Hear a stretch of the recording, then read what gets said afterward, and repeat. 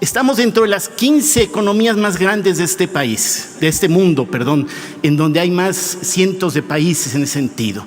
Y no es posible que bajo esa realidad estemos teniendo la cantidad de pobres que tenemos, pero por otro lado también tengamos dentro de los hombres más ricos del mundo.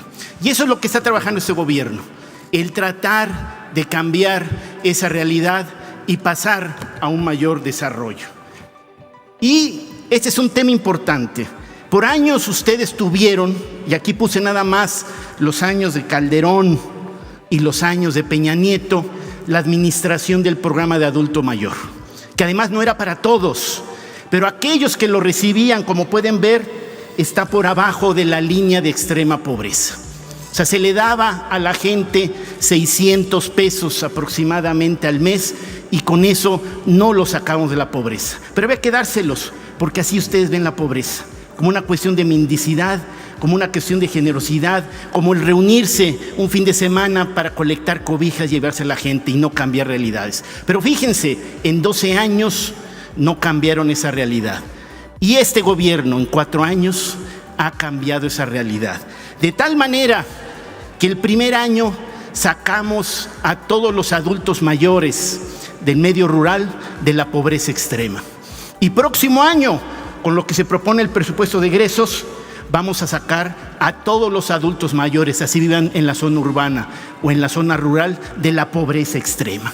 Y seguramente ustedes no apoyarán ese presupuesto de egresos, pero eso es lo que nos diferencia. El que nosotros buscamos que la pobreza no es un tema de populismo, es un tema de justicia social, y en eso está trabajando este gobierno. Pero igual, en el tema de los salarios mínimos que tuvimos por muchos años en este país, tuvimos de los salarios mínimos más bajos de toda Latinoamérica. Solo nos ganaba Haití en ese sentido. Tanto Honduras daba mejor, El Salvador y Guatemala tenían salarios mínimos más dignos para sus trabajadores. De tal manera que durante Peña Nieto, ¿sí?, en los 6 años de Peña Nieto, el salario mínimo no daba para salir de la línea de pobreza en este país. Imagínense, en 2017, 1 hora de trabajo significaban 10 pesos, lo se le pagaba de salario mínimo a un trabajador. Por eso nos llenamos en todas las esquinas de gente que limpiando vidrios sacaba más de 10 pesos por hora. En 2018, sobre todo en tema electoral, lo aumentaron a 88 pesos, a 11 pesos, ¿sí? Aumentaron por día el salario mínimo. Y eso es lo que, la verdad, de tal manera que en estos años, con el aumento que se ha dado, el salario mínimo está por arriba de la línea de pobreza. Se ha duplicado, ¿sí? Está casi al doble y el próximo año estará más.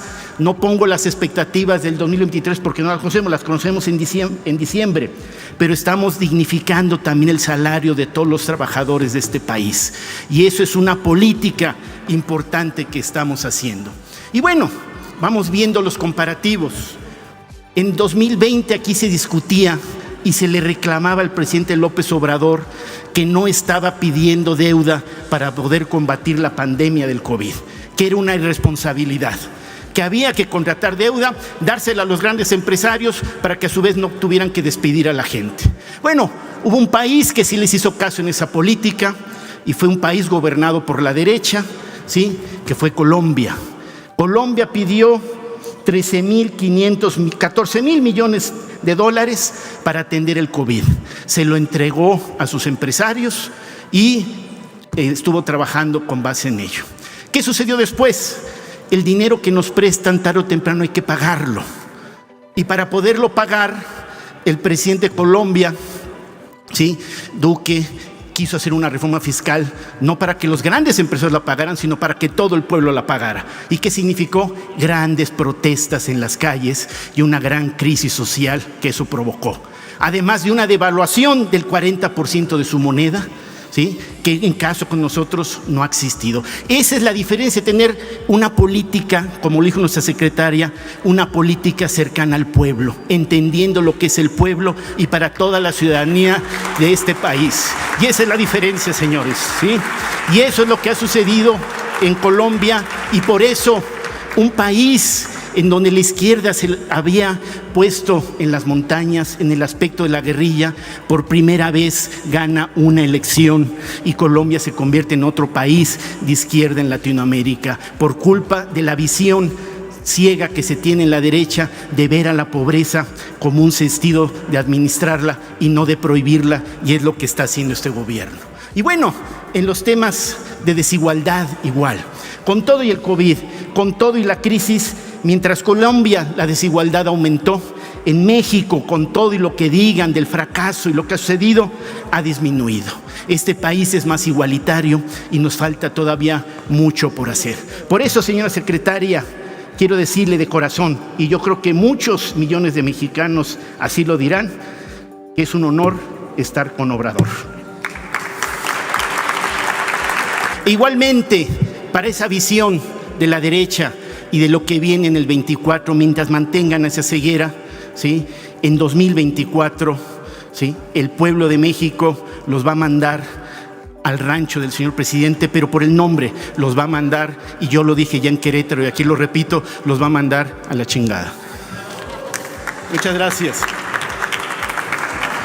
Todos los programas para el bienestar se han ampliado y este año recibirán beneficios directos 25 millones de familias mexicanas.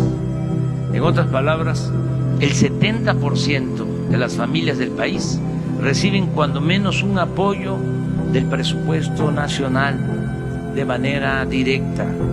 Y en los estados más pobres, como Chiapas, Guerrero y Oaxaca, ya se atiende a casi el 100% de los hogares.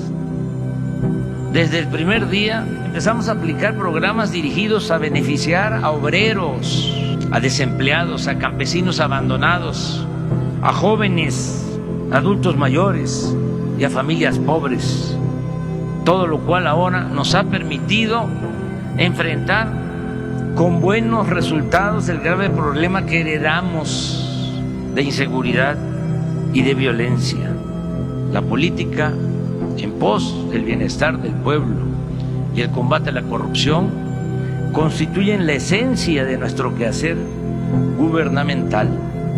Es un timbre de orgullo el repetir y sobre todo hacer realidad el principio de que por el bien de todos, primero los pobres.